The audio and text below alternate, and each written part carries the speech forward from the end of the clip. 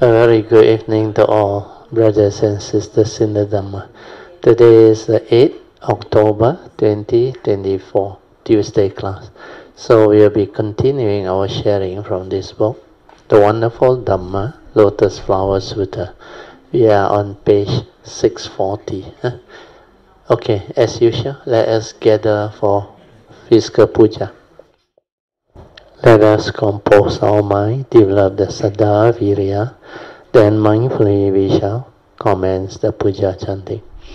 Namo 本师释迦牟尼佛 Namo 本师释迦牟尼佛 Namo 本师释迦牟尼佛 Namo 观世音菩萨 Namo 观世音菩萨 Namo 观世音菩萨 Namo 阿弥陀佛 Namo 阿弥陀佛 Namo 阿弥陀佛 Namo 弥勒佛 Namo 弥勒佛 Namo 弥勒佛 Namo 药师佛 Namo 药师佛 Namo 药师佛 Namo 普贤菩萨 Namo 普贤菩萨 Namo 普贤菩萨 Namo 地藏王菩萨 Namo 地藏王菩萨 Namo 地藏王菩萨 Namo 佛菩萨 Namo 佛菩萨 Namo 佛菩萨 Arahang Sama Sambuddho Bhagava Buddhang Bhagavantang Abhivademi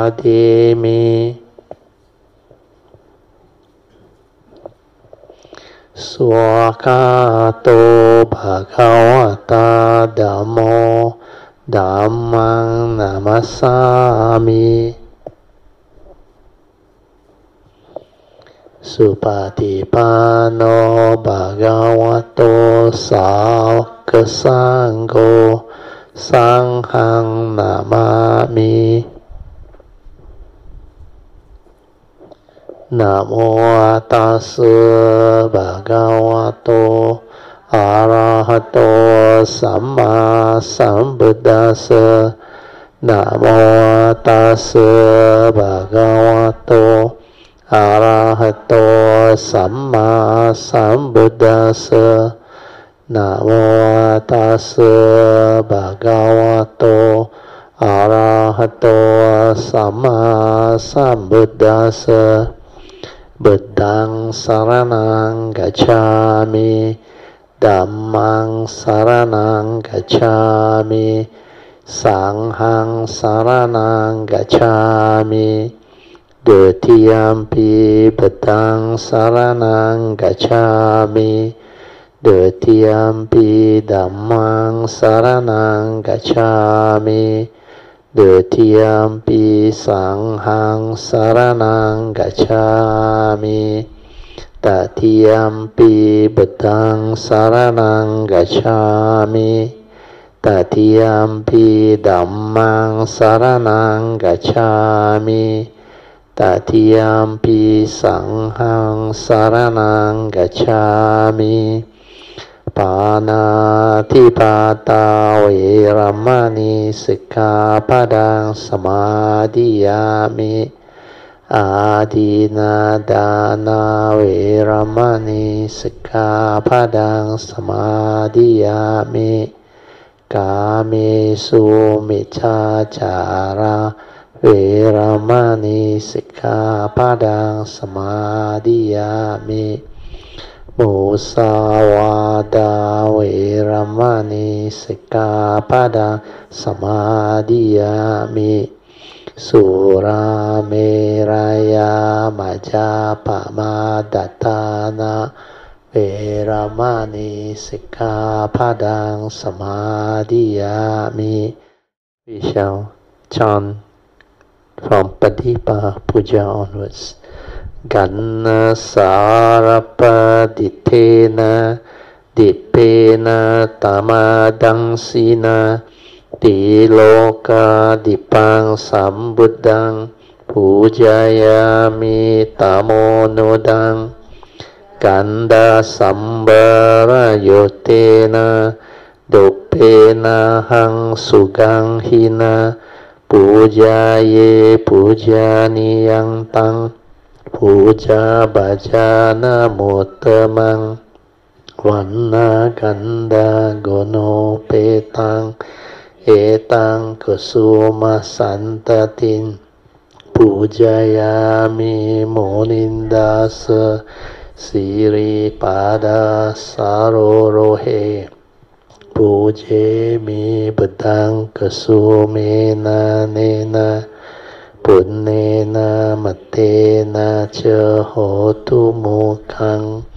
Pupang melayati yata idang me Kayo tata yati vinasa bawang Adivase tuno bante Paniyang parikapitang Anukampang upadaya Patigan hatu mutamang Adivase tuno bante Pale parikapitang Anukampang upadaya Patigan hatu mutamang Adivase tuno bante Pujanang parikapitang Anukampang upadaya Patigan hatu mutamang.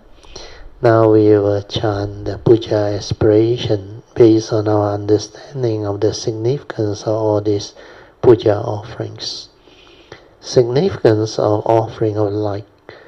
May this offering of light to the Buddha brings forth the causes and conditions to illuminate our mind and help arise the needed clarity and understanding to dispel all darkness or ignorance therein.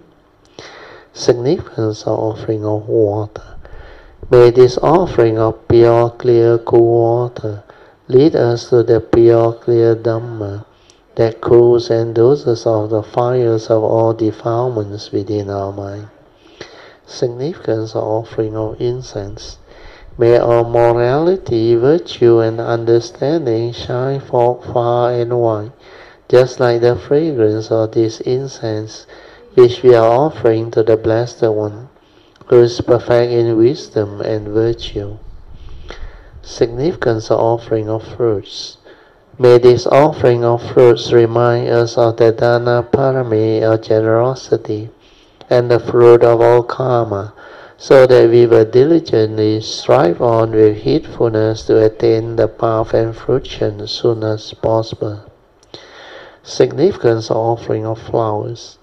May this constant offering of flowers to the Blessed One strengthen our faith and constantly remind us of the impermanence of this body, so that we will diligently and sincerely strive on to cultivate Sila, Samadhi, and Panya, leading to ultimate liberation, the born-free Nibbana. The making of oral aspiration. By the power of all these merits born of these offerings, may our spiritual faculties of Saddha, Virya, Sati, Samadhi, and Panya be further strengthened until they become balas or powers. Sharing and transfer of merits to all beings. May these merits be shared and transferred to all beings without exception, especially to those who have the condition and affinity to receive them. Sadhu, sadhu, sadhu. Okay, let us pay respect to Puja. Padang Pujayami. Dhammang Pujayami. Sanghang Pujayami. Just relax body and mind, and as usual, we are off the light so that we can all have our half an hour of awareness-based meditation. This awareness-based meditation is very useful and very important. I think by now most of you would have already developed the understanding. For those who are still not developed the understanding, you should read our latest 3 books. Ultimate Enlightenment, to transcend life, then Path to Nibbana, then what is the difference between consciousness and awareness. These 3 books, the latest, last year and this year, they are very useful. So basically, awareness-based meditation is to develop the stability of inner awareness so that you are not lost in thought, so that you are not heedless. So to develop this awareness, you must understand one key understanding, which is our mind. Without thought, it is the primordial true mind, silent mind, which means without thought, the awareness nature is already there, naturally. So the moment you are without thought, you are already aware. So you don't have to practice to be aware, but that is the nature within. It is the primordial in the sense that it is there before the arising of the living being. That nature is the one that is responsible for the karmic conditioning and the karmic process for living being to arise. So every living being that are born into this world, they have this nature within, and we call it our awareness nature. Then from there, as you develop your physical body with the senses and the brain and the memory and the conditioning, you start to develop the thought process, thereby giving rise to the mundane thinking, mundane activity. And this movement or this so-called thought activity has been going on for so long, ever since you are born until you grew up. Then you, by then, would have forgotten that you have a pure awareness nature within, which is responsible for the arising of all the thought process, sankhara activity. So, different people approach meditation in different ways. Most people find it very difficult to decondition this heedless thinking or thought activity. That's why they have to come out with methods and technique or object of meditation to focus and to concentrate and to fix the thought. Whereas what is taught by the Buddha is to develop mindfulness, awareness. When you develop mindfulness and awareness, you actually return to the true mind.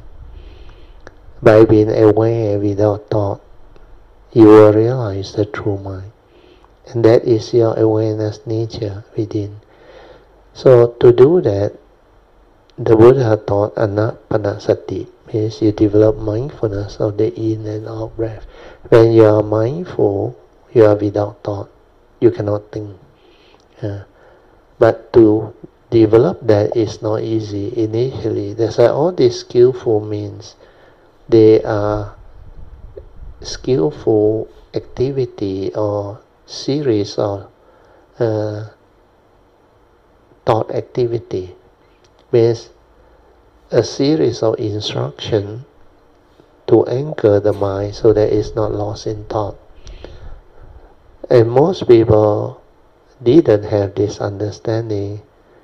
They go and learn all the other techniques that involve focusing, concentration, or fixing with the object of meditation. Then they apply the thought, they sustain the thought, then they develop the inner calmness, the energy field.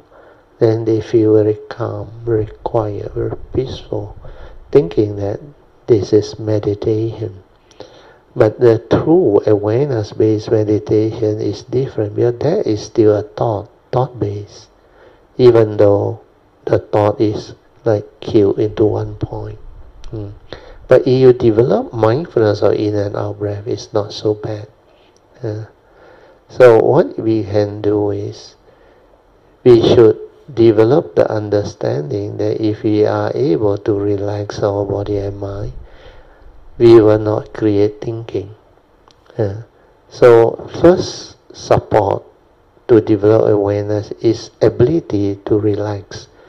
That's why those who know how to do yoga or certain type of exercise, mindful exercise like Tai Chi or what, they will be able to actually calm the mind down through anchoring the mind to the activity of the kaya, the movement. Like yoga is anchoring the mindfulness to your activity of your physical body, the movement, the posture, and all those things. And even Tai Chi is the same. All your movement, you maintain mindfulness and awareness. And Anapanasati also say mindfulness of the in and out breath, like the Buddha's instruction. Breathing in, away, breathing out, away. But if you use the four support that I have taught you all, it will be easier, and that one is more direct, and you can develop the progress very fast. So the first support is relax. When you relax body and mind, you don't think. You just develop the ability to relax into every mind state that arises. Whatever physical body that has tension, tightness or stress within, you relax it. Feel it soothingly relax. Then the next thing you must do is maintain awareness. When you maintain awareness, which is the second support, the mind doesn't run, doesn't think, because the basis of mind is awareness. That nature is awareness nature. So whatever arises within your form and mind, you just aware. Because we have our physical body that have the 6 sense bases. So upon contact of the sense data with the sense bases and the consciousness, like the physics experiment, it will trigger off the light bulb to light up. And the lighting up is like you become conscious. Conscious of what you see, or what you hear, what you smell, what you taste, what you tactily feel and think. So this moment of consciousness is very, very important, because from there all thinking arises, all perception through memory, views, opinion, conditioning, and the reaction of mind, the stirring of the mind, they arise after that consciousness. And the mind moves so fast, and because of our habitual tendency, we tend to have this wrong thought or wrong view conditioning us to react to sense experience via your like and dislike, pleasant and unpleasant reaction to sense experience. When you do that, you are no longer peaceful. The Buddha called it mental hindrance, sensual desire and ill will. Whatever you like or you don't like, they are the first two, sensual desire and ill will, mental hindrance, which will hinder your mind from entering the meditative state of inner peace and inner calmness. If throughout the day you behave this way, react and stir your mind, what happens is, it will develop into habitual tendency. And if you are so habitual in your reaction of mind and stirring of mind, this mental hindrance, the positive and the negative, they will keep on preventing your mind from becoming peaceful or to enter the meditative state of inner peace and inner awareness. And because of that, most people become heedless. They think a lot. They worry a lot. They cannot settle down their mind. When they want to meditate, the thought wander off very fast. Split second is gone. They cannot maintain awareness. So what we should do is, whatever arises at the moment of contact, when the consciousness arises, just aware. Finish. Don't let it continue. At the moment of sense experience, just aware. Finish. Don't allow it to continue to think or proliferate and create mental stirring and reaction. So this is a key understanding. So you can do that, relax, maintain awareness, then finish. Means no more thought. Then continue to repeat this understanding until it's stabilized. So the third support is to stabilize this awareness within you. So relax, maintain awareness, and stabilizing this awareness.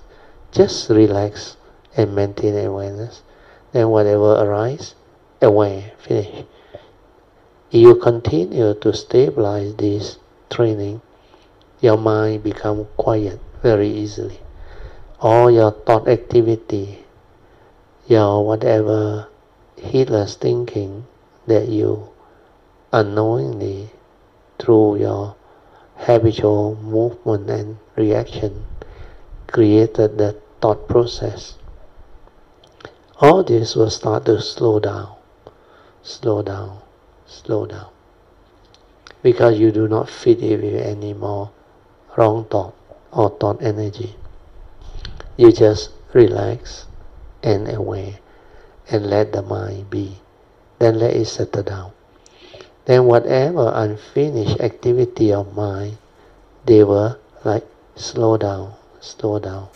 Like what J. Krishnamurti say, the very flowering of that thought is the very ending of that thought.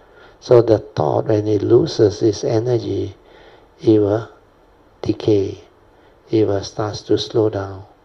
Then finally it dissolves or it becomes no more.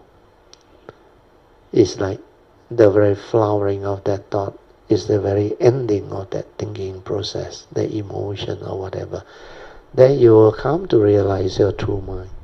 Then you will come to understand that all these mind state, sankhara activity, they are non-intrinsic within you.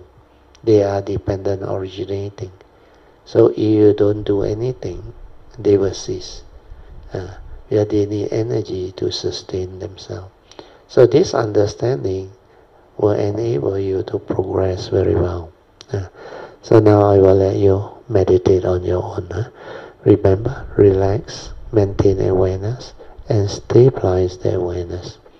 Then for people who already can do this, you can move on to the fourth support, which is trust. T-R-U-S-T. Trust your inner nature, awareness nature, to develop the activity and movement within.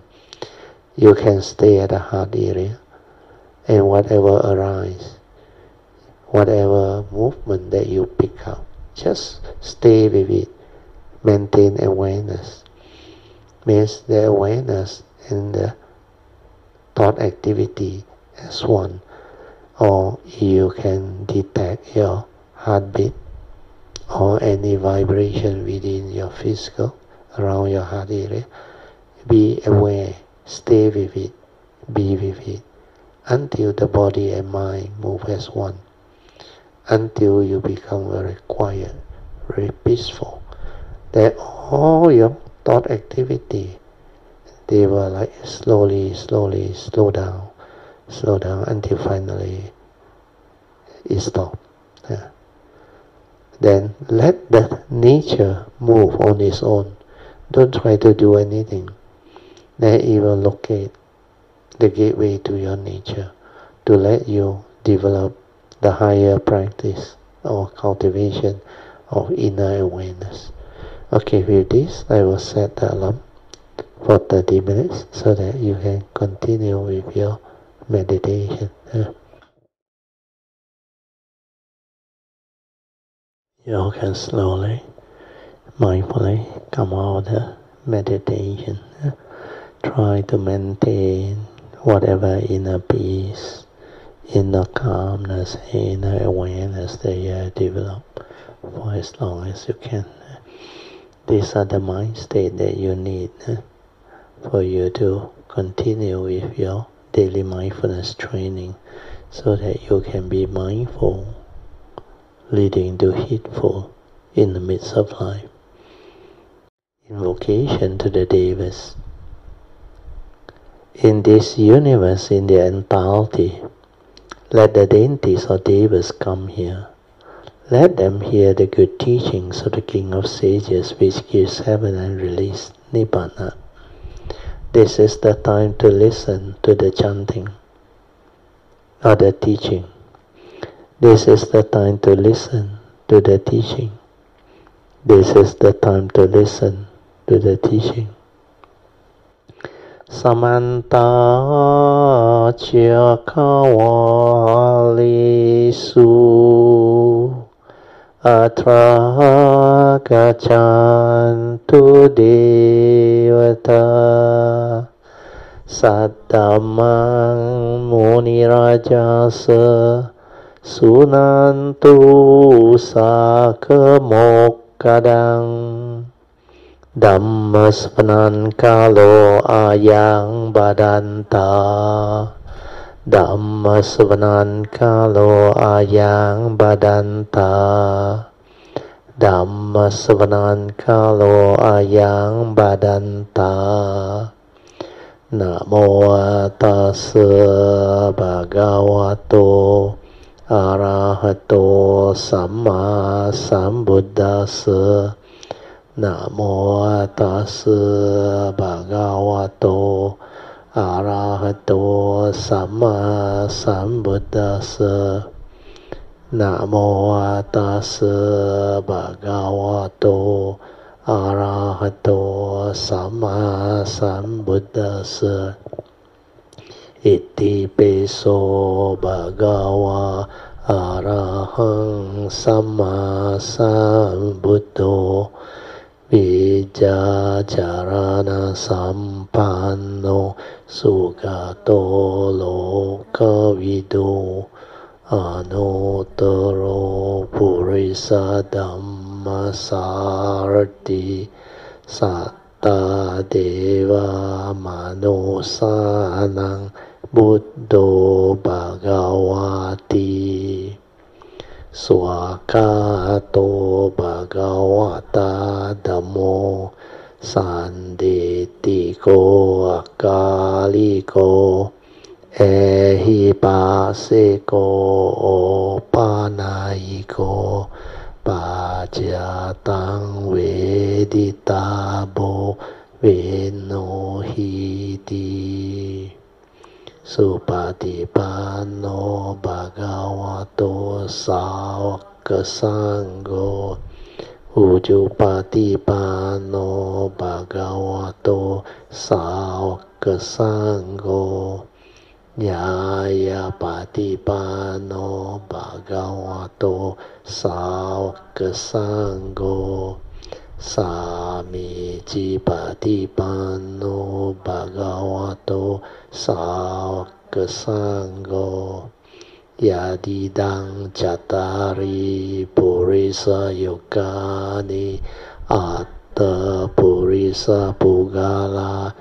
Esa Bhagavato Sāvaka Sangho Ahuneyo Bahuneyo Dakineyo Anjali Karaniyo Anutarang Punyang Ketang Lokasati Sadhu Sadhu Sadhu. Okay, you all can now relax and maintain some form of awareness. Then we will continue from where we stop. We are at page 640. So the sutta part. Then the children said to their father, here father means the Buddha, Father, the 5 playthings that you promised us a while ago, the sheep cart, the deer cart, and the ox cart, please give them to us now. So this was what was promised to the children when the Buddha advised them to go out of the burning house to collect their present or plaything. Then we go to the commentaries. Here the children asked for their carts, which was promised to them. The 3 carts are actually an analogy of the stages of the 3 vehicles. So as we have gone through before, they have the sound hearer vehicle, means the sainthood way, where you cultivate the basic provisional Dhamma to realize the sainthood way enlightenment. So sound hearer means those who hear the sutta or the sound of the Buddha when he explained or proclaimed the Four Noble Truths and its 3 turnings. So that one is the first vehicle, sound hearer. Then the second vehicle is Pacceka Buddha. The vehicle of the Pacceka Buddha means Pacceka Buddha are what they call, they are not just Samasa Buddha, but they do not depend on the Four Noble Truths as spoken by the Buddha during the sasana for them to realize the truth. They on their own, even without the sasana, without the Dhamma, they can reflect, contemplate, and develop the mindfulness training to awaken to the dwelling, or what we call the Paticca Samuppada, the nature's law that governs life and existence, especially the functioning of our mind, how we function as a human being, how our mind arise and pass away following this law. They call it the law of dependent origination, or Paticca Samuppada. Then we can also call it by another name, Itta Paccayata. They are the same.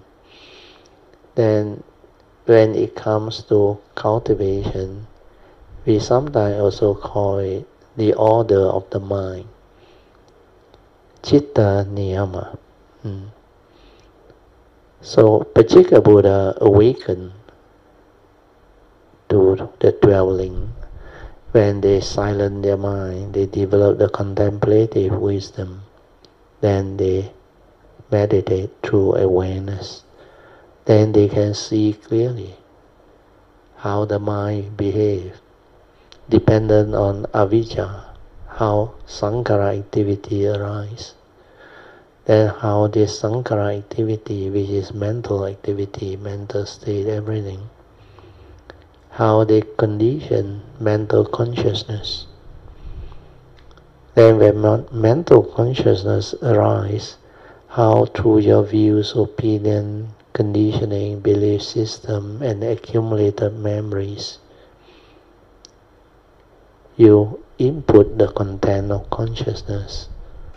And before you become enlightened, your content of consciousness is normally deluded, full of sakkayaditthi, wrong view.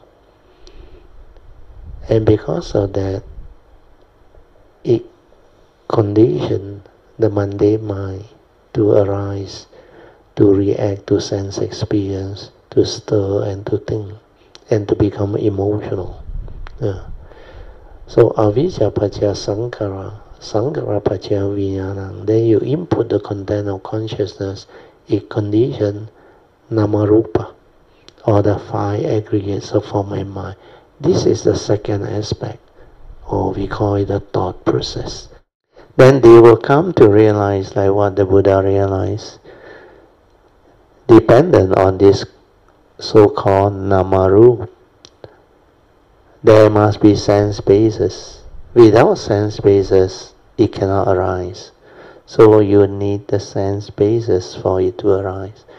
That's why sense basis is called salayatana. So namarup pachyas salayatana. Then dependent on the sense basis, there will be contact, because we are a physical human being with the sense basis. Then we can receive sense data. Then we have a consciousness. We can make contact with the sense basis to arise the respective sense or consciousness. That's why at the moment of contact, we develop what we call the content of consciousness together with the feeling, perception, the ekagata, the seven universal, everything, they arise simultaneously.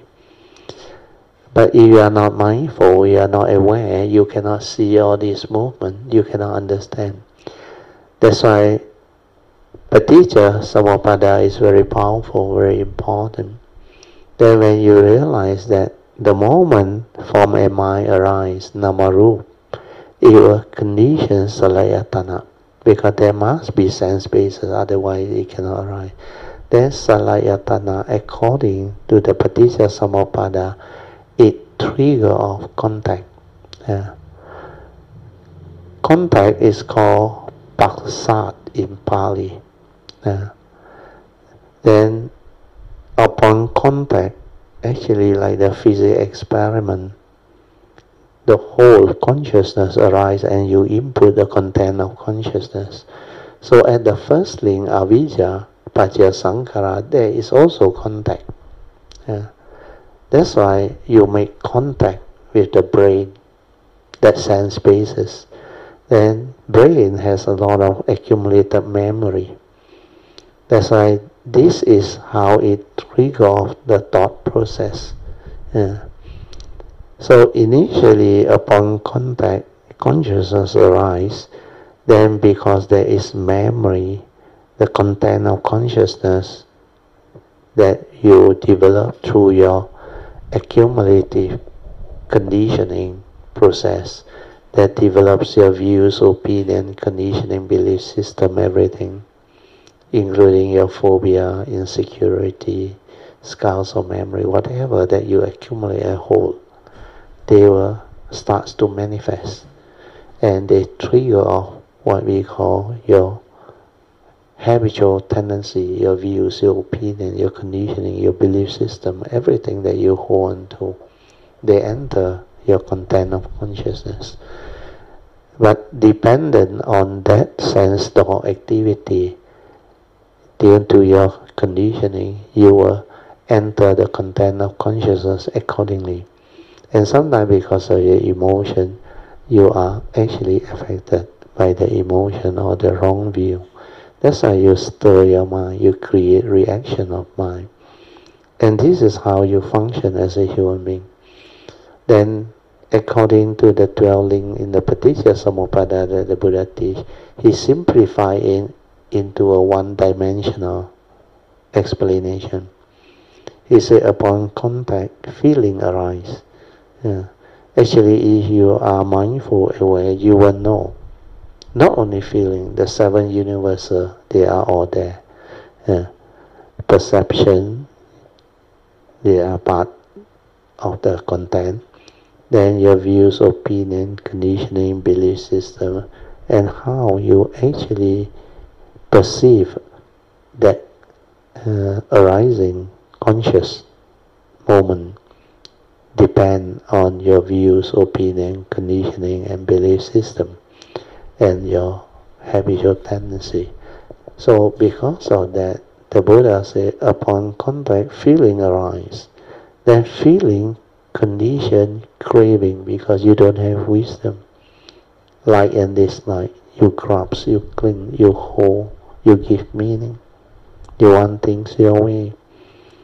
That's why this craving is a force that actually conditions suffering. But before suffering, the Buddha also come to know when you develop craving, it becomes very strong and very intense. Then craving can condition you to grasp and cling. That's why they say craving, which is tanha, pacaya, upadhan, or upadana, or grasping. So not only you crave, you start to grasp, cling, hold, and you want it. Then you become that thing.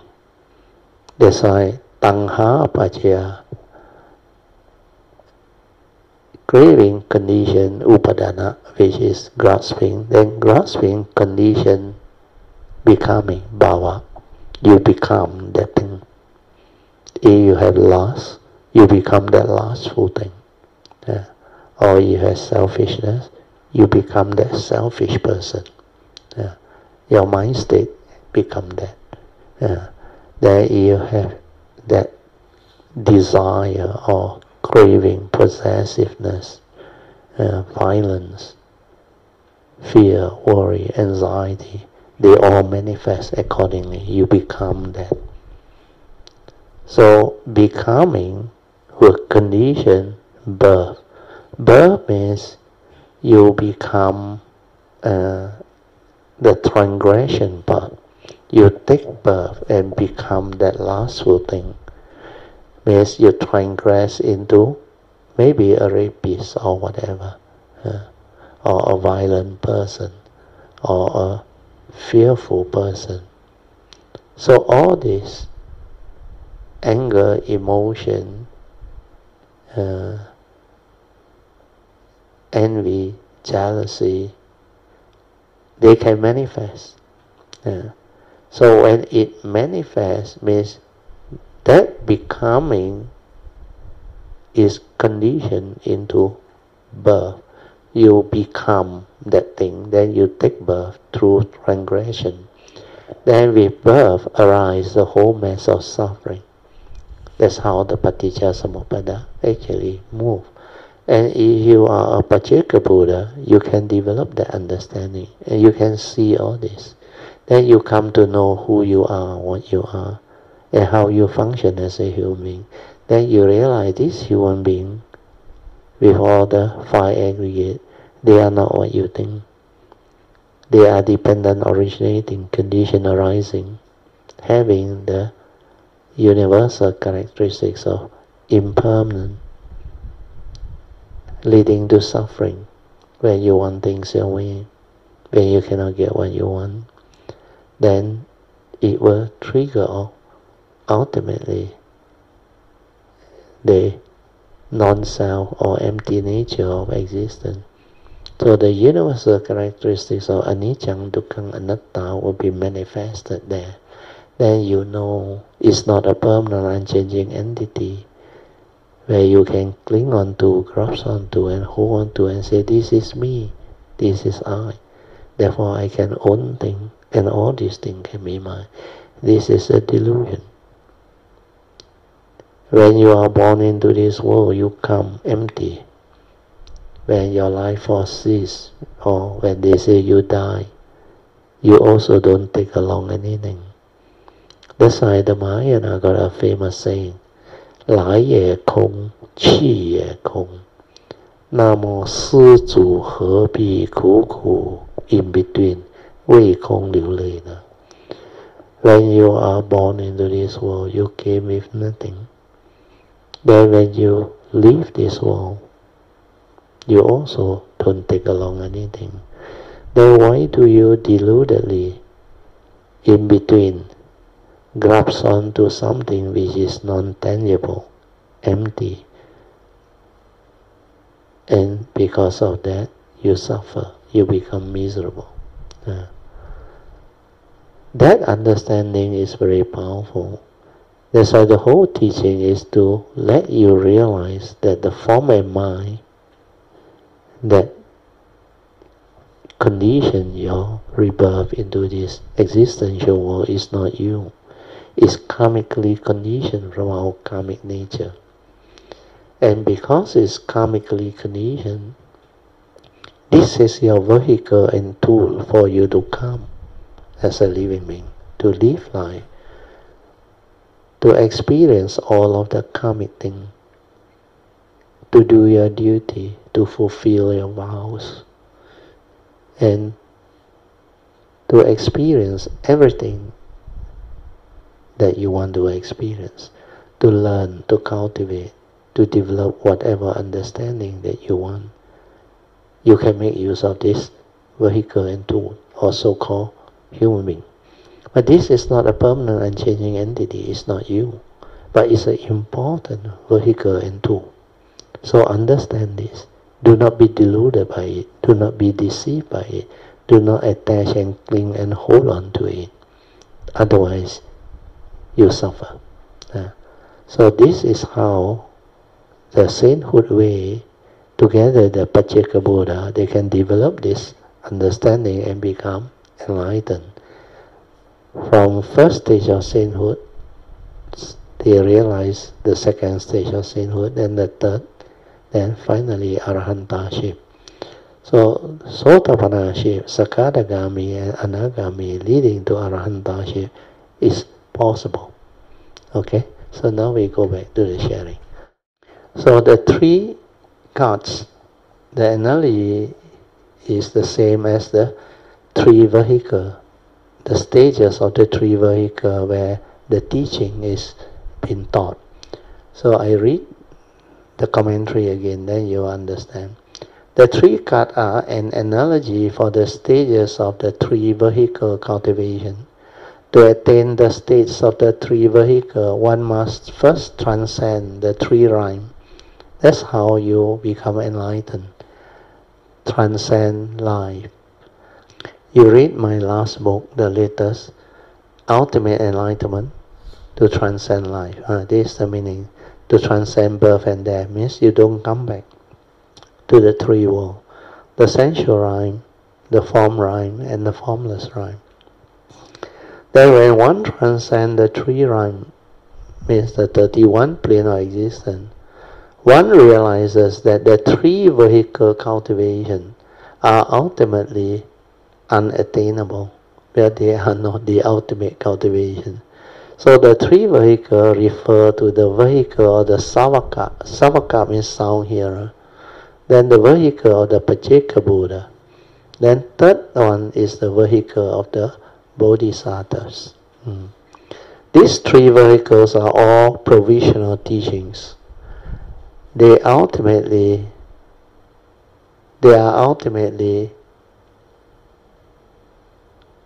unattainable, as they do not exist. Because these are the provisional teaching that the Buddha actually taught. But what is important is there is ultimately only one teaching, the supreme vehicle teaching, or what the Buddha called the ultimate teaching.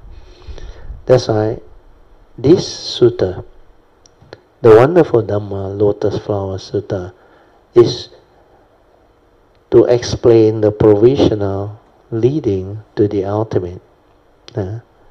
And this one is the most important, because this is the one that is only the truly useful one, that can let you understand all of life and existence, not only to realize the enlightenment and free your own form and mind, so that you do not have to come back through ignorance via the rebirth process, so that you can transcend the karmic process.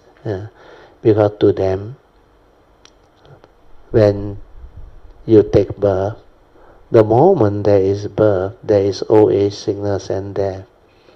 Together with the First Noble Truth, 8 reality, you will have to go through them. You will have to confront them.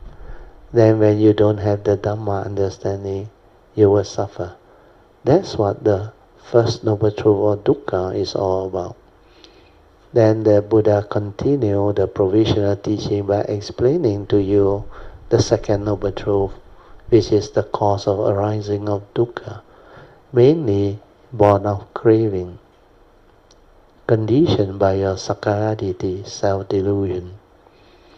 So that word craving, tanha, is very powerful. It carries with it all the deluded, grasping, clinging, holding, the phenomenal world, everything that you come to perceive, every activity of mind. And this is how living beings without the Dhamma understanding get themselves entangled. And with that, the cause of suffering, evil conditioned suffering. And living beings who don't have the Dhamma, they don't understand life. They fail to really develop the understanding of life. That's why they suffer. They don't come here to live life. They existed through life, and they continuously get themselves entangled with the karmic process, leading to the continuous birth and death within samsara. Then the Buddha continued in his teaching. He said, although we are born into the conditioned world, where this noble truth or dukkha or suffering is very, very real, and the prevalence of it everywhere you encounter them, and you don't have the Dhamma understanding, you will be afflicted. That's why the 8 conditions. He said, birth, old age, sickness and death will condition suffering when you don't have the Dhamma understanding. Then when there is separation from your loved ones, from what you hold on to dearly, from all your prized possessions, when they separate from you, because we are living in the existential world, we call it the conditioned world of dependent origination. Everything arises dependent on causes and conditions. That's why it is called a conditioned world. So, dependent on condition, it arises. When condition continue to exist and sustain itself, it appears like you exist, you are alive. But when conditions that support your existence cease to be, you cease to be. Every phenomenon is like that. Everything within the conditioned world is like that. That's why separation will bound to happen. And when you are deludedly attached to existence, because you think the 5 aggregate of form and mind, the so-called physical body and mind, or in our case is a human, is real, is what you are. Then you develop that ego, the sakkayaditthi, self-delusion, that egoic mind, which is the personality, make you believe that this is you. Then what happens? The mundane mind will cling on to this and become selfish. It becomes possessive. He wants things his way. He wants to own things, grasp onto things, hold onto things, control things. That's why greed, selfishness, possessiveness arise. Then after that, when you cannot get what you want, you become miserable. You become unhappy, fearful. Then when there is separation because of your attachment, your craving, your clinging, you suffer because you think they are your loved ones, your parents, your children, your good friend, your siblings. And all these condition suffering. Then your property, your wealth, the thing that you hold on to dearly, you believe you own them, they belong to you. Not knowing that when conditions cease to be, it ceases to be. Or when ultimately your breath stops, the whole of your identity is erased. When it's erased, without the identity, you cannot own things, you cannot have things. That's why our society, they have the silver law. They say, the moment you die, everything that you're supposed to own legally become your estate. Somebody will inherit them. Or you don't have anybody to inherit, the state through their law will inherit them. There is a distribution law. So all this can be understood and you can witness them. That's why a lot of people suffer because of separation. Separation can be due to traumatic disease leading to death. Or separation due to relationship failure, divorce. And when there is relationship failure, living beings are afflicted, miserable. Then the other possibility is during nature's disaster, like now a lot of hurricane, monsoon, then sometimes tsunami, earthquake, then war, riots. And within our society, we're supposed to be in the 21st century, very advanced, yet there are a lot of things that is not really favorable going on. We witness a lot. The Middle East war. Earlier on, we have the 911 of Afghanistan, then the Ukraine-Russian war. Then we have a lot of war ongoing, even in the African continent. Then off and on, there is a lot of civil war. Then even within the developed country, Europe, US, and a lot of developed country, they got their internal problem. In US, it's shooting gun problem. They just kill, and sometimes due to racial, especially during election time and all those things. You got a lot of this type of thing going on, and the riot can happen at any time. So all this lead to suffering. Then under the First Noble Truth, the sixth one is when you are with people whom you don't like, it will also condition suffering. People whom you don't like, you know, mother-in-law, father-in-law, or somebody who will look after you, or your step-parents. Then sometimes for children at school, they go to school, they meet with the bullies and all those things. Then gangsterism. Then in certain society where law and order are not there, whoever who has the upper hand, last time is Kung Fu, or they call it the gangsterism and all those things. Now is weapon.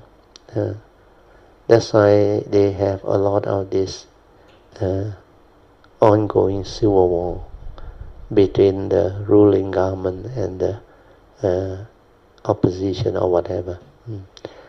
Then the seventh one is the most critical one. The seventh one is when you cannot get what you want, when your expectation in life is not there. Then when you cannot get what you want, you become unhappy, miserable, and you do a lot of nonsense. Or sometimes you become afflicted. Then in short, the Buddha said, it is due to your sakkayaditi, self-delusion, that condition your three evil roots of greed, hatred, and delusion to grasp and cling onto your five aggregate of form and mind, the human being, and the thought process, that condition suffering. At that final summary, you need to meditate to develop the understanding, to really understand it, so that you can understand life and transcend life. So the Four Noble Truths is very important, the essence of the teaching. First, the Buddha explained to you the Noble Truth of dukkha, means prevalence of suffering in this world. When you encounter the eight reality that I mentioned just now, from birth, old age, sickness and death, etc., until the final summary. Suffering will arise when you don't have the Dhamma. Then the cause behind it is your sakayaditi, that condition you to grasp and cling, that give rise to all the craving, your desire, positive and negative. Then after that, the third noble truth is very important. The way out of suffering. The third and fourth noble truth. The third noble truth, the Buddha says, suffering need not be. When you develop the understanding of the teaching that he is going to teach you, you will realize the third noble truth, the cessation of all suffering. Means suffering need not be. The cessation of suffering, which is Nibbana, can be realized in the here and the now before you die. Then when you have that realization, the enlightenment, the understanding, then nothing in this existential world can make you miserable, can make you unhappy or suffer or become afflicted. Then you can understand life, you can live life and liberate yourself to be free from all possibility of suffering. So the third noble truth, the realization of Nibbana within the here and the now before you die, is a very important noble truth. Means suffering need not be. Enlightenment in the here and the now is possible. Then the Buddha never end there. He knew that living being wants to know how to develop this understanding or enlightenment to end. That's why he came out with the fourth noble truth. He said, you cultivate this noble eightfold path under the fourth noble truth, it will lead to the end of all suffering. Means this is the meditation, the noble eightfold path. When you have the embodiment of this noble eightfold path factor, you become an enlightened being. You will not suffer anymore. So what are these noble eightfold paths? There are 8 path factors that will make you noble ones. The noble ones will have all these 8 path factors, and you will have the embodiment of it. That's why you are called an enlightened being. Enlightened being means beings that are very noble in their understanding. That's why the first of the noble eightfold path factor is right understanding or right view. When you understand that, you understand life. You understand truth. The laws that governs life and existence. You understand. Then from right view or right understanding, the second path factor is it will condition you to have right thought, right speech, right action and right livelihood. Then you will know how to live your life in accordance with the right understanding or right view. That's why your thought process becomes beautiful, very wholesome. Everything is without negativity, without delusion. Then likewise, the right thought will condition your right speech, right action. Your thought have the mental intention. If they are right, it will condition your appropriate right speech, right action and right livelihood. Means it includes how you communicate with people, with nature. So that right communication is very important. Your speeches are very gentle, pleasant, full of wisdom, brings about harmony, understanding, love and compassion, no negativity, no selfishness.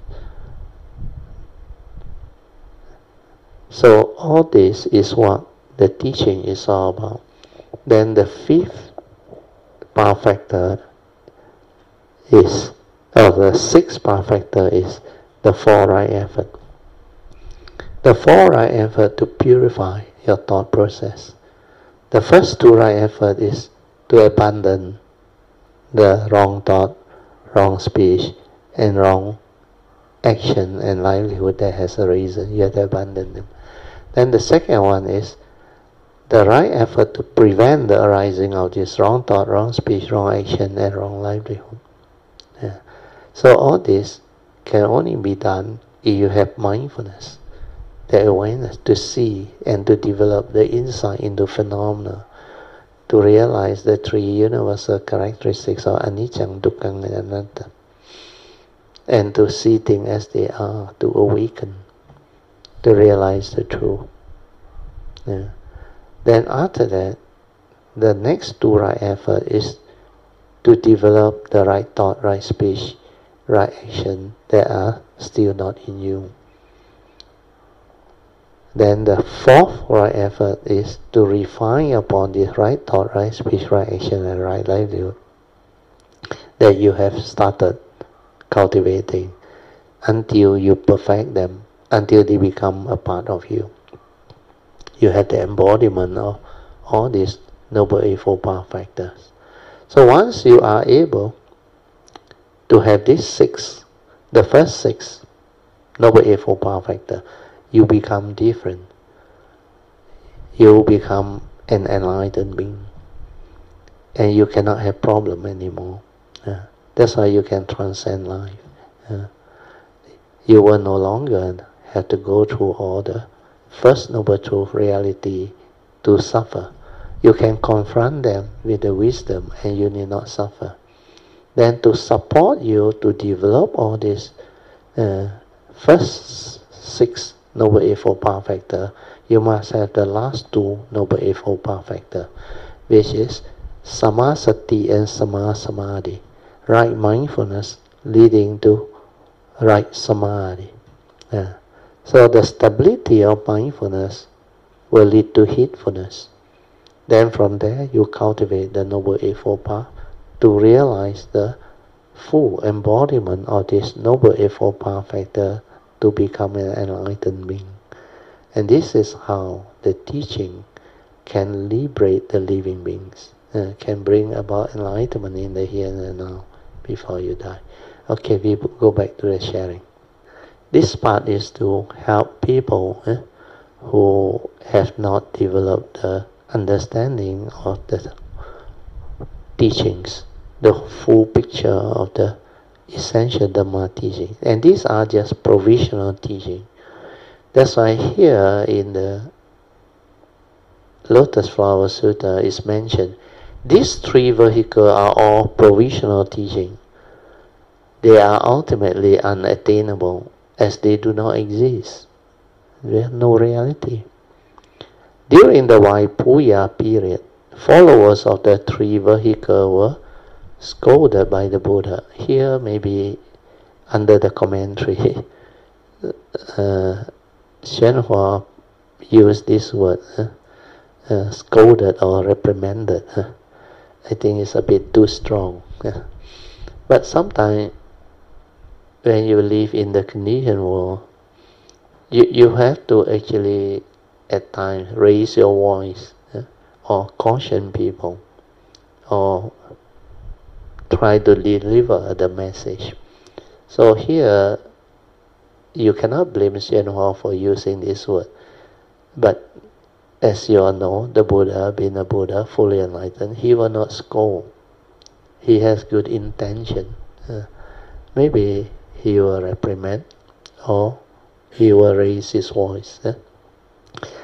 I read on. At that time, the Buddha concurrently taught the four teachings: the Tipitaka teaching, the interrelated teachings, the distinct teaching, and the perfect teaching. Again, Hsuan used the word, he condemned the partial teaching. Actually, he will not condemn.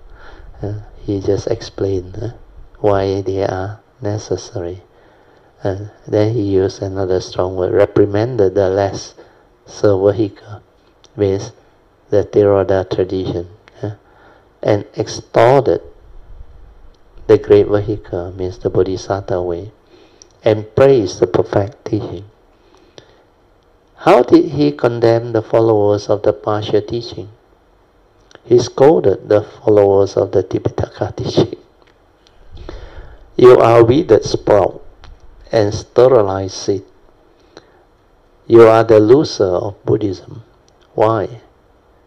They care only for themselves, according to the Buddha, for their own self-enlightenment or awakening. If cultivation were compared to taking a meal, they would eat their own fill and not care about others. They were self-centered.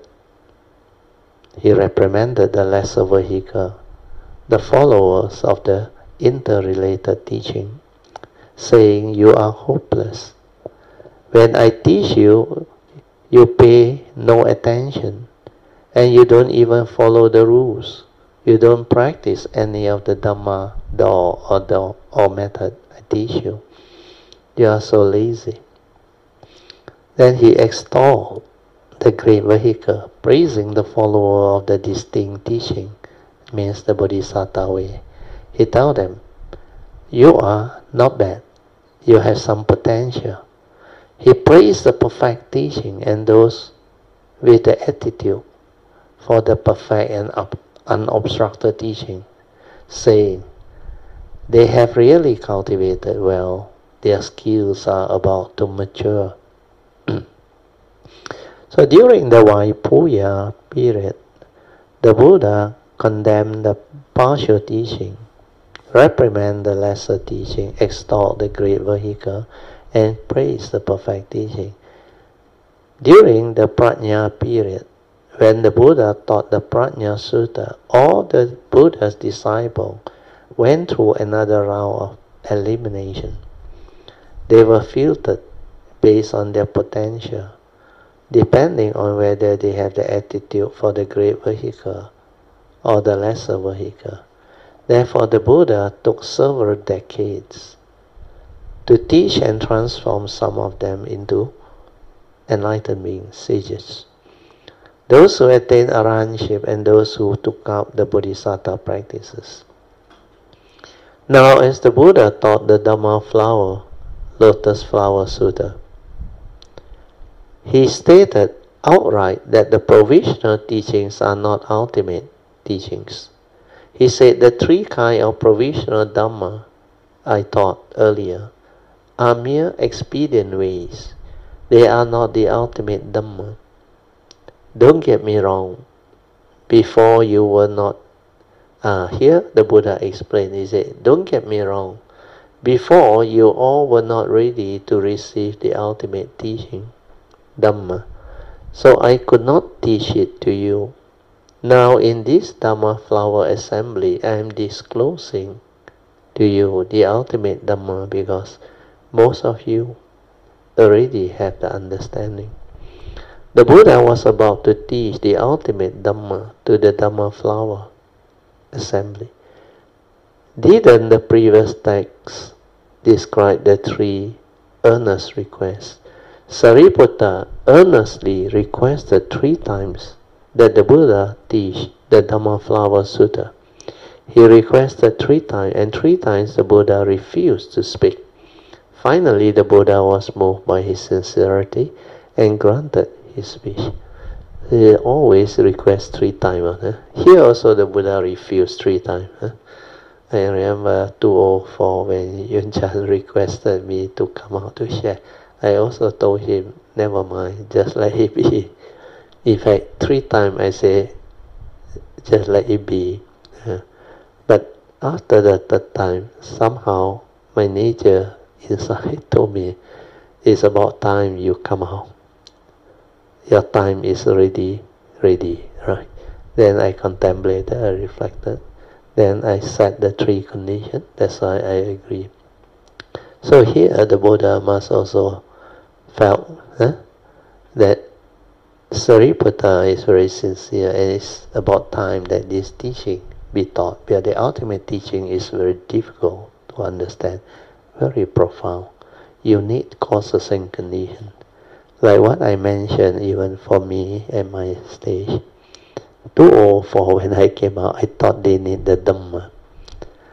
Then when I started for a while, I realized hardly anybody understand what I teach. They were not ready. So I need to reflect, contemplate, and ask myself, how can I share this understanding with them so that they can develop the cultivation in stages? That's why I have to revert back to the essential Dhamma, just like our school education. You learn what they call alphabet, like English language, A to Z. Then you rattle them, recite them, and all things. Then after that, teach you how to make sentences. What are vowels? What are phonetics? Then teach you how to make all what they call understanding of the words and form sentences, and learn how to read and write in order for you to start learning. Then you have all the books. And similarly, I started back with the essential Dhamma. Then I started with what the Buddha started, the Four Noble Truths. That's why I started with the Dhammacakkappavattana Sutta I told you, John. We start from there. And then from there, slowly, I explain the whole thing and I link all the teaching up. That's how, after almost 20 years coming to, that's why this gathering of Kayamitta marks the 20 years of my natures coming out to share the Dhamma with the world. And it also coincides with our gathering of Kayamitta, the 20th anniversary.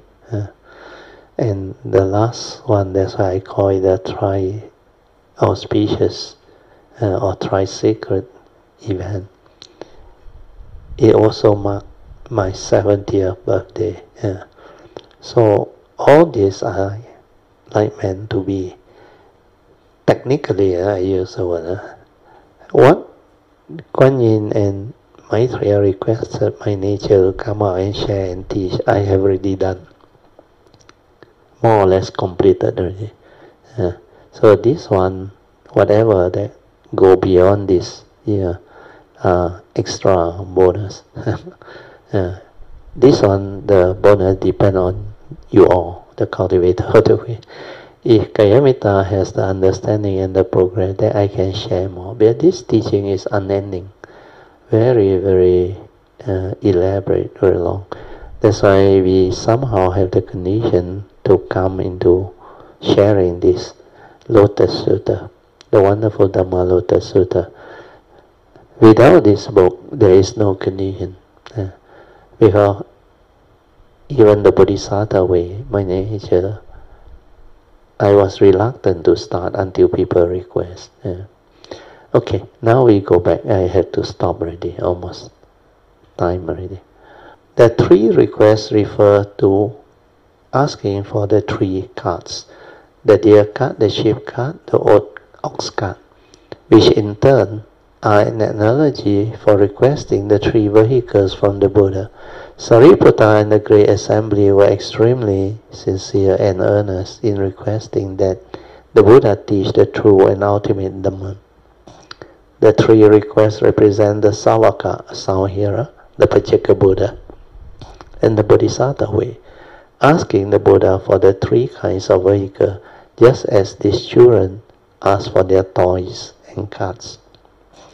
Previously, the three types of provisional Dhamma had been taught. Henceforth, only the ultimate Dhamma would be taught.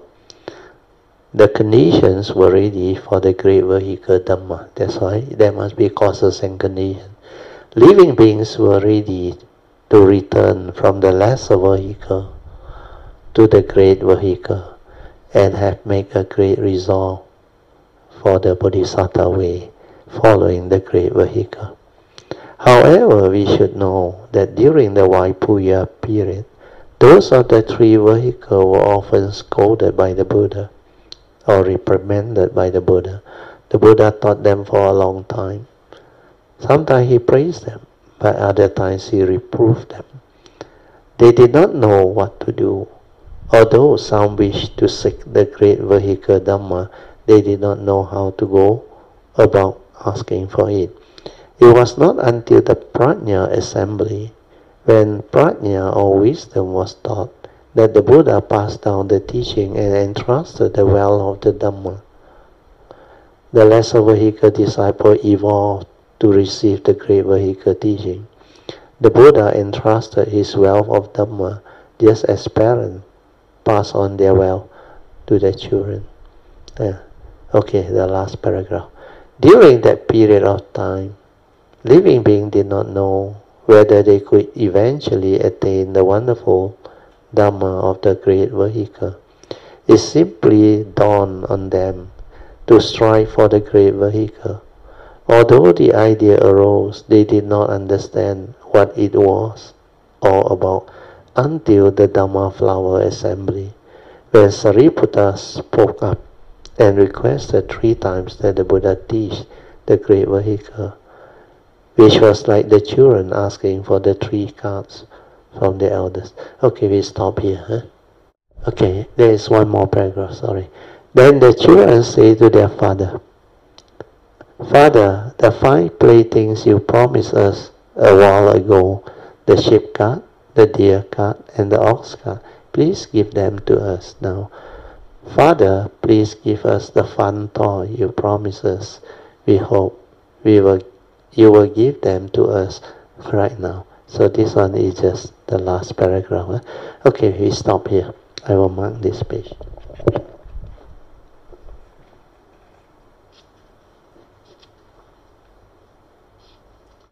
Okay. So tonight I think song haven't finished the last sharing. We yet here to continue. Brother Mr. Steele or Garamita 晚上好。晚上好。Brother, before 我 continue sharing， 我想讲今天晚上的这个Dhamma Sharing， Brother 的 Dhamma Sharing， very good 哈，因为Brother summarize 了整个的 essential 的 Dharma， 对对，还有整个的那个这个Buddha 的那个 teaching， 它的那个 basic 的。等于说 Brother 从那个Paticcasamuppada 里面从那个麦怎样的Sakayatiti 里面的怎样去 stir 怎样的 arise， 然后过后又讲到了那个 Four Noble Truths， 是and then 又讲到了那个八正道里面的那个四正群，四正群，所以说它的每一个 part 都是 very beautiful， 所以应该要多听，因为它这整个的 picture， 整个的那个 summary， 那个 teaching essential 的 Dharma 全部都在经文，对，OK， 是的，Brother， 我要 continue 讲的就是我进来我听这个 Dharma talk 的时候，一些 wording 它很奇怪的会你会去 pick up 它，然后有一些的 wording 它一直会 strike 你。对我第一次它 happen 的时候，就是那个noble effort path 这个字，那个时候我也不知道，只是我觉得周末那我一直这个字一直你一直听那个道的时候，这个字一直很像，一直 stand out， 一直 stand out， 一直 stand out， 那个时候我就觉得有点奇怪吧，我不去理它。对那第二次的时候，我又在听那个 Dhamma talk 的时候，那个intention， 对。Actually， 我是在听 Brother 你那时在 Thursday class 的时候，你在做整个 sharing， 我都一直在听。但是那个字就这一个字，他就自己这样子一直站起来这样子。对。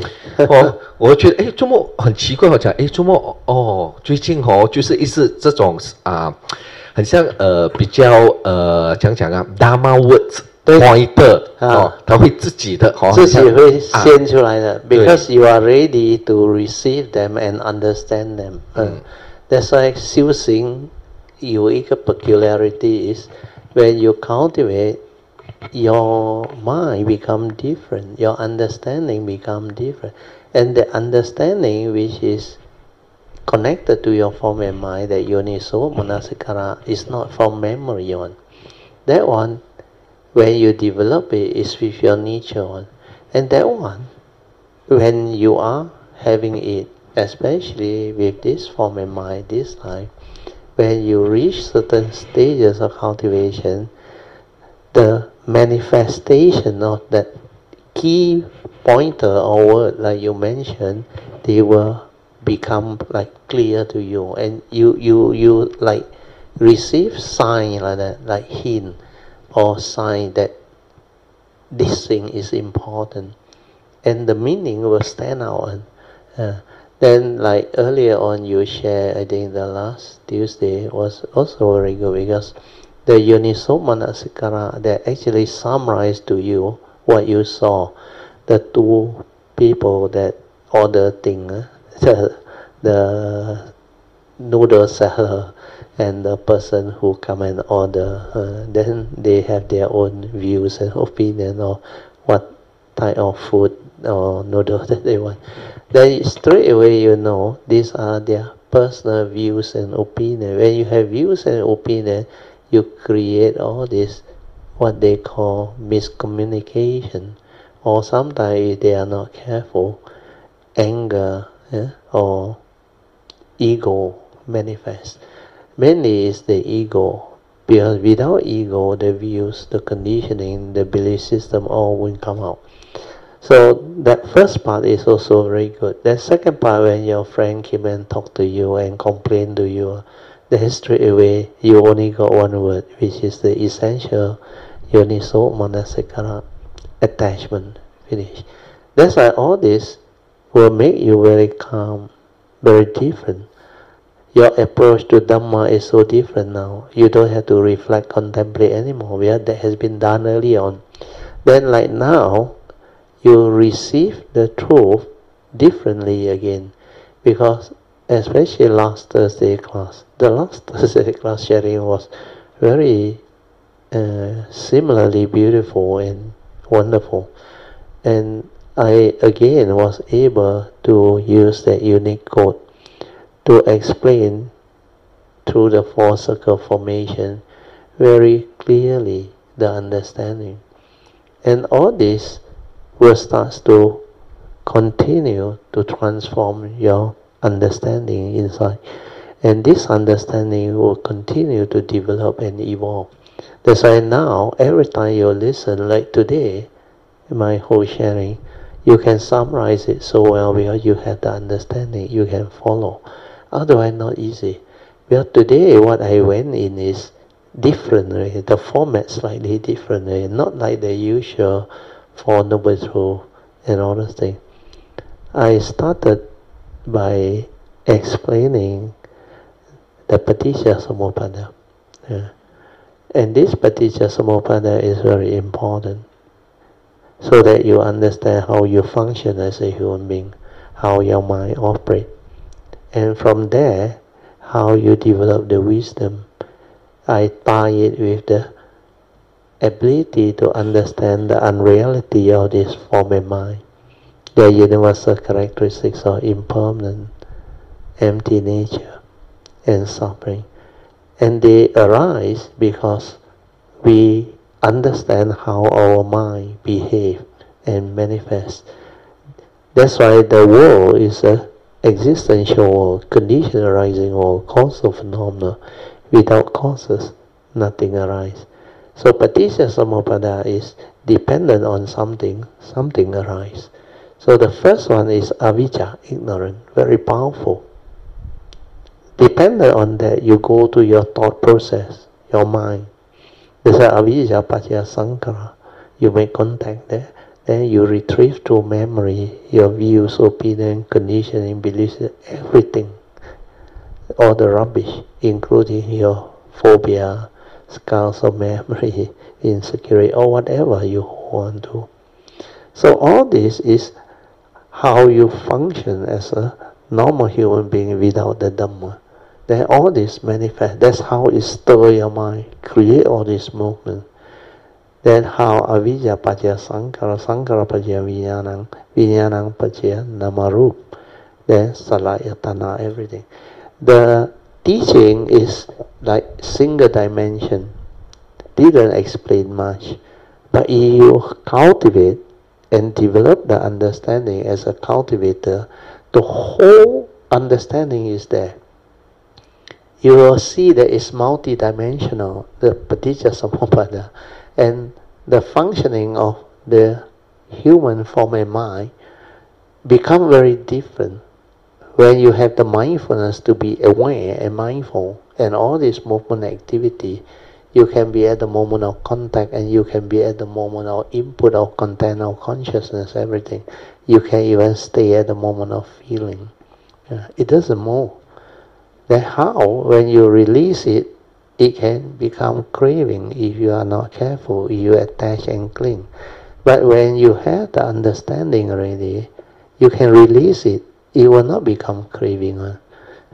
Means feeling remain as pure feeling, but you can release it and you can let it continue as a normal human being, where you have the third stage of seeing. 看山是山, then 看山不是山.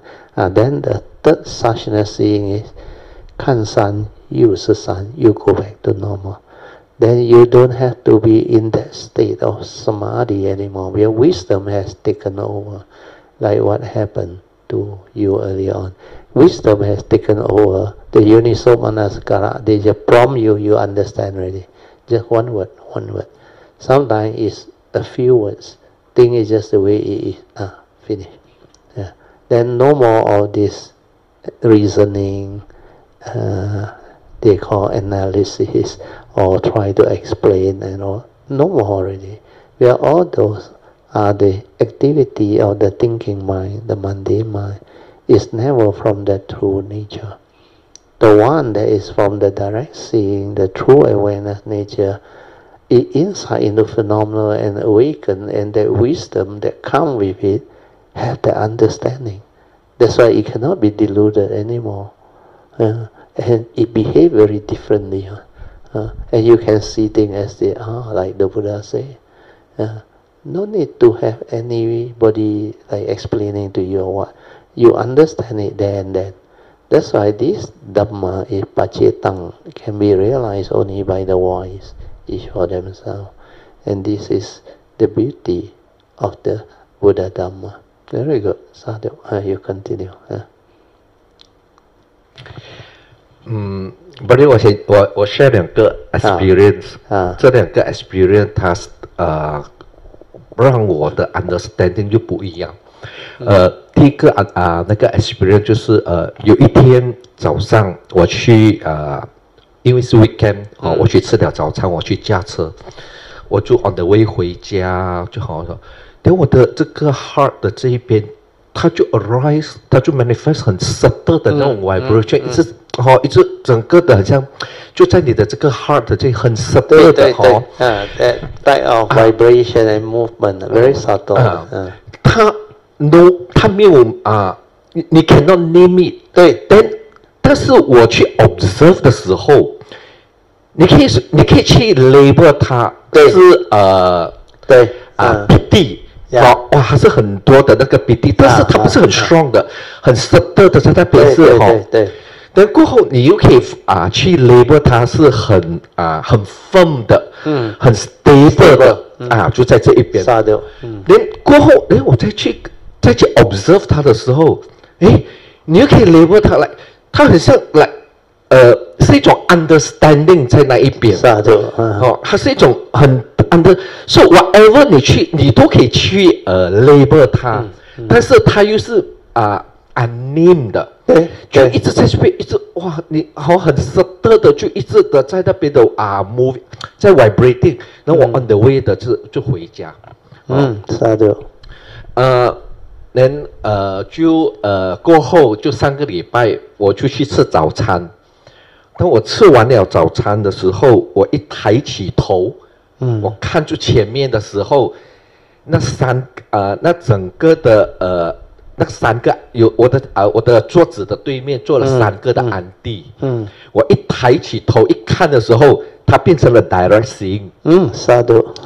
当它一变成 direct， 那个 moment 我的 mind 变成 direct seeing 的时候，它一进去的时候，我也不知道因为你没有那个perception， 对，你也不知道发生什么事情，你就这样子的，然后过后几个就 after that 我慢慢的就出来了后，然后我就离开了那个restaurant，然后我就没有去管它，我就 move 来，因为我要去做工，然后我就很忙就做工了。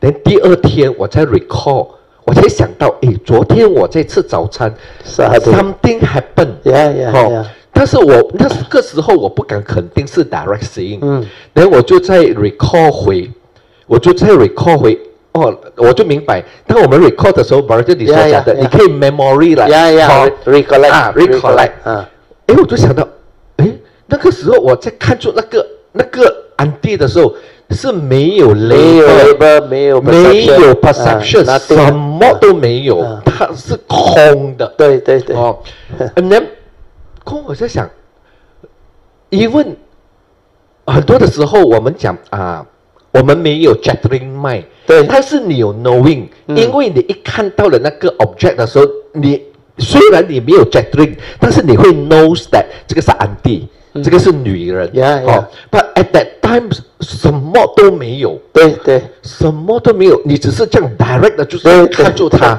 对，然后很 clear 的他就在你前面，整个的那个 picture。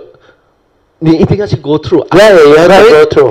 go through. It will manifest for the cultivator to see one. It's very different, no. And when it happens, it's like to let you understand, no. That is what that nature is. That nature got nothing one.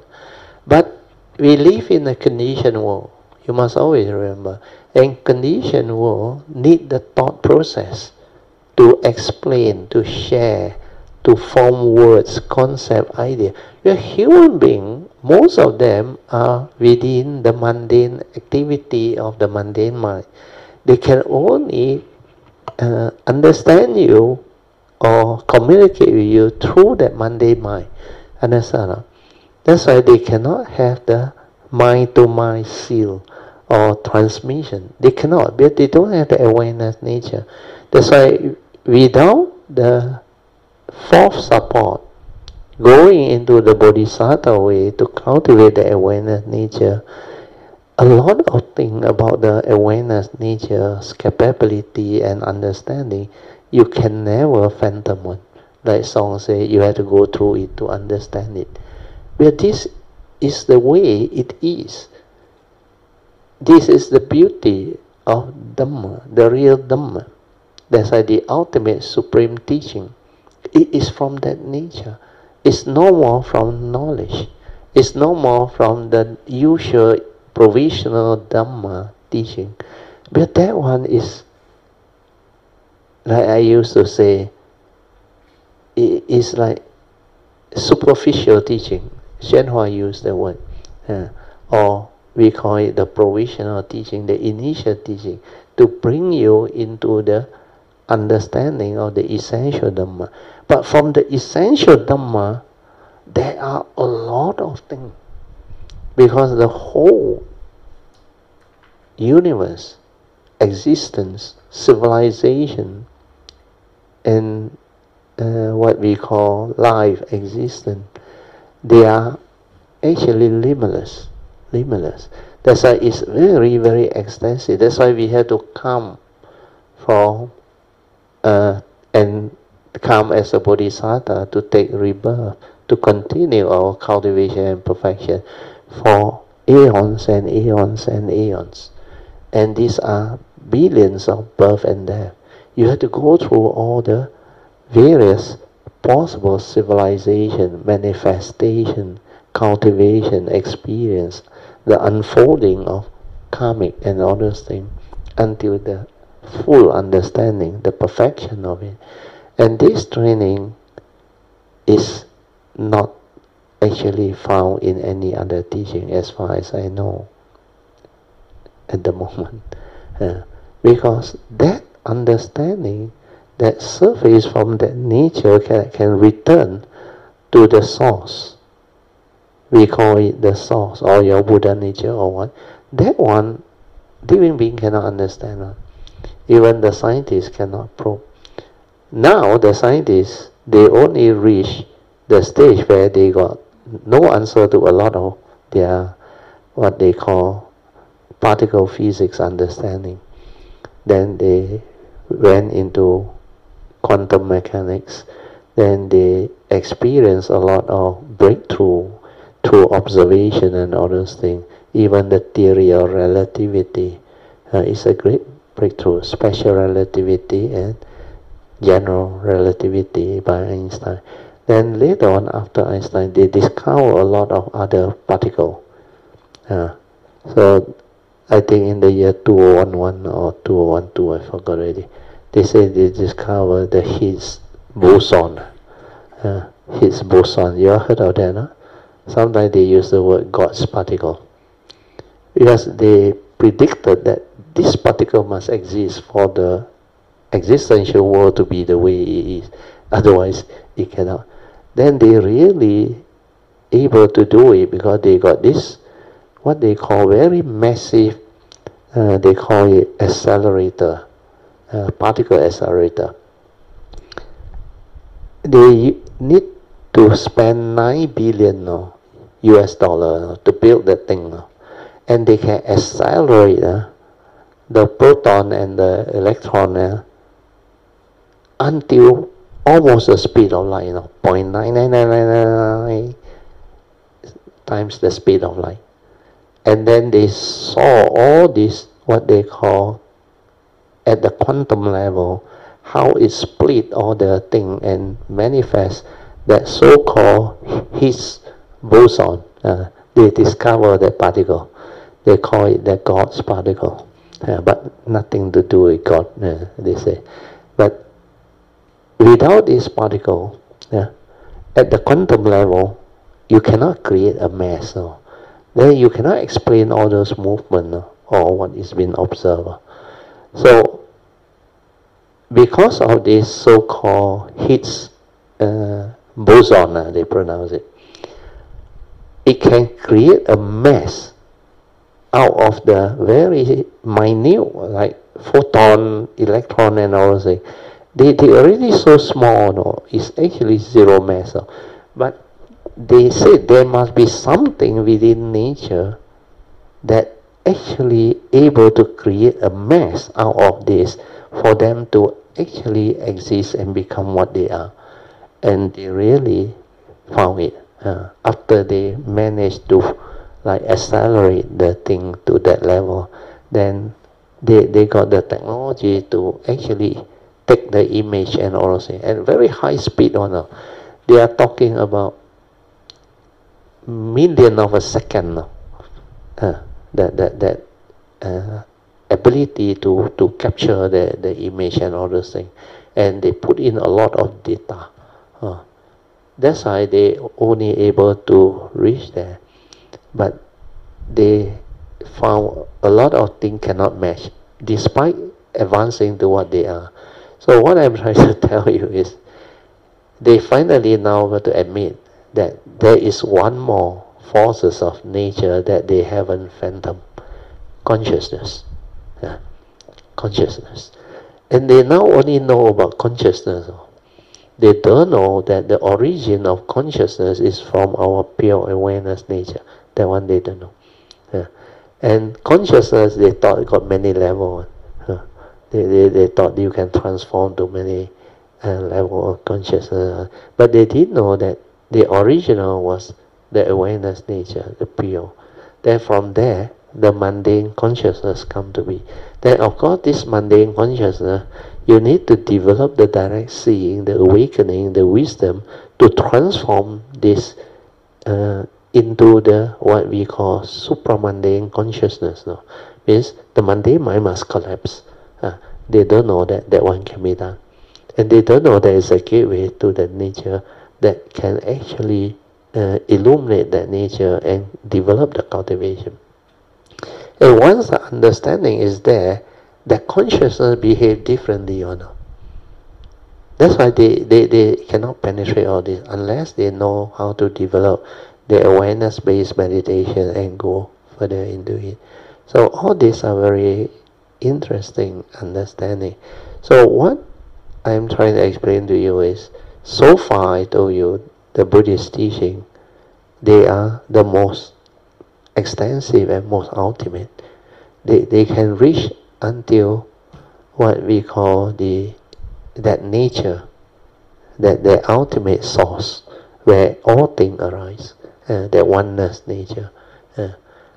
And the universe is really, really extensive. And the more they know, the more they don't know. That's the beauty of science. Because they are limited, despite discovering so many forces, not only gravity, electromagnetism, electricity, and all the quantum field, quantum entanglement, and space-time warp. A lot of things they have discovered, and how our star system, our galaxy, our planets, all things, the movement, all. You just imagine our Earth as a planet is rotating on its axis and is traversing in a very big elliptical circle around the sun. And the time taken is 365 and a quarter day for it to go around. We call it 1 year. That's how we develop the physical time and all things. Yeah. But do you realize when we are on this planet Earth, we don't even experience any movement at all. No? That's how. Like everything is within the reality world. It's like you on the plane. You never really can understand that the plane is flying at such a high speed, and yet everything inside there, they serve you the drink, you can still drink and all those things. But when the plane got problem, then you understand.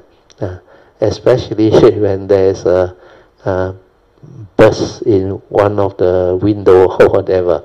Then you realize some condition within has changed. Then there is a lot of what they call nature's law that function and work, because the design was able to make you in such a way that you don't feel it. Then because as a planet we move together, that's why we don't feel it. Even the atmosphere, you don't feel it. Yeah. But once you are above that, technically the earth can rotate and move. You actually not affected by this movement. No? That's why the spaceship can go beyond the, what they call the escape velocity of our planet, 5,000 miles per second. Once you hit above that, the earth gravity got no power over you. It will just move on. So all this is the marvel of nature, and our planet is one of the minute things. In between galaxy, the space is very wide. It seems they have measured through the latest telescope, the James Webb. Last time was Hubble.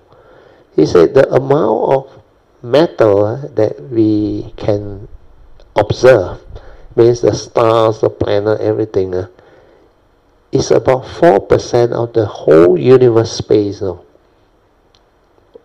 The mass that they can detect is only about 4%. And the space is a lot more. That's why they say you cannot fathom how vast the universe is. And all this is the result of consciousness not being understood, and that nature not being understood. That's why once we penetrate all this, once we develop the meditative understanding, the wisdom transforms, then our consciousness transforms.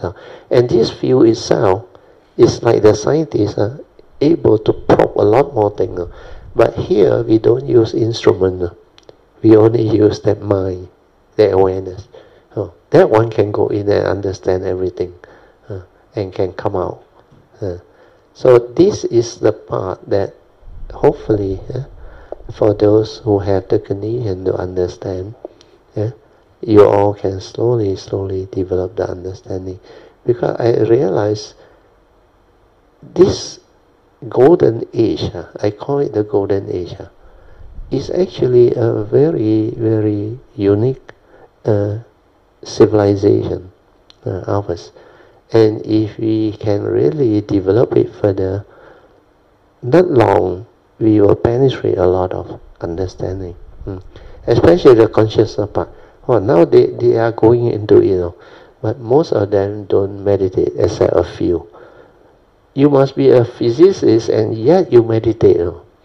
Then now they bring in the not only physicists, they call psychologists or philosopher. Sorry, they bring in the philosopher.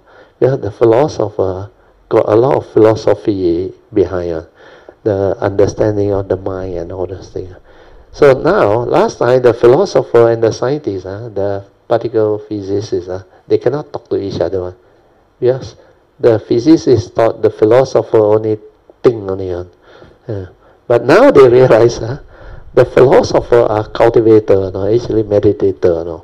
The philosopher understands psychology and all those things much better than the physicist.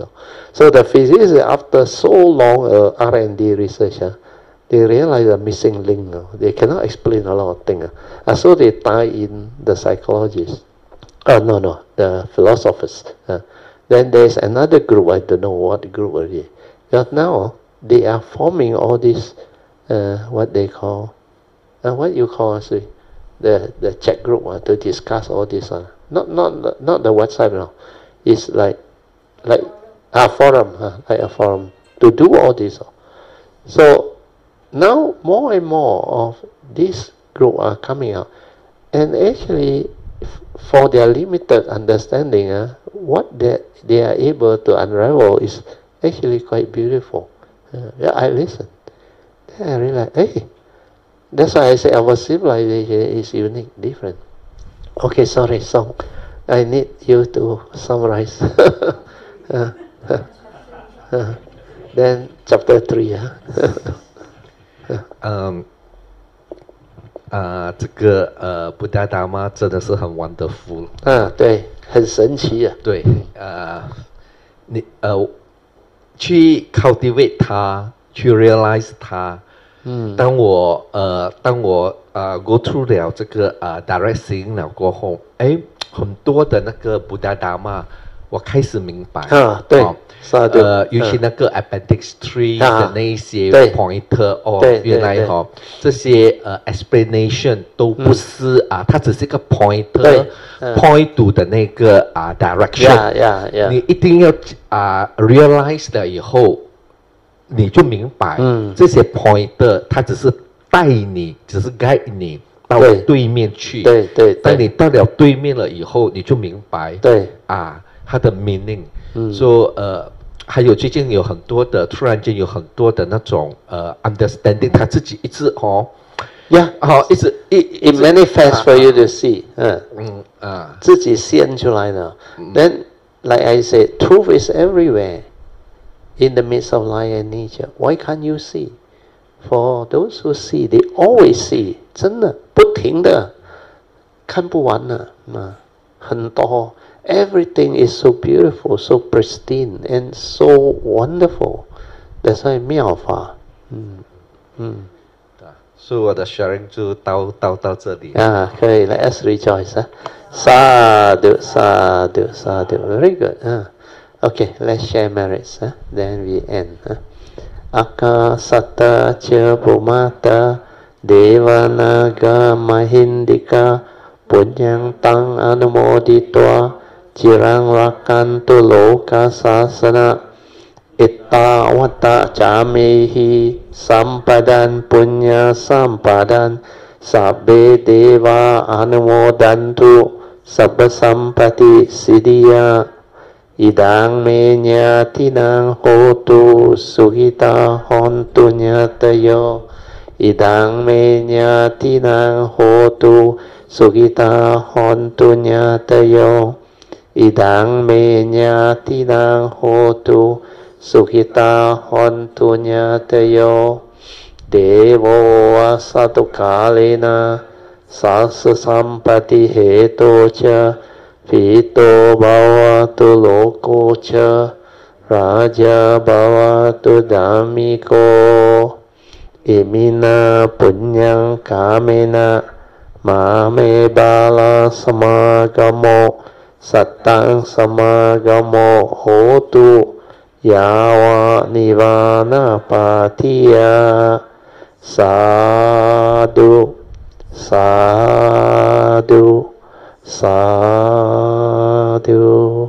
Okay, you all can now pay respect mindfully to Lord Buddha, Kuan Yin Bodhisattva, and all the worthy ones.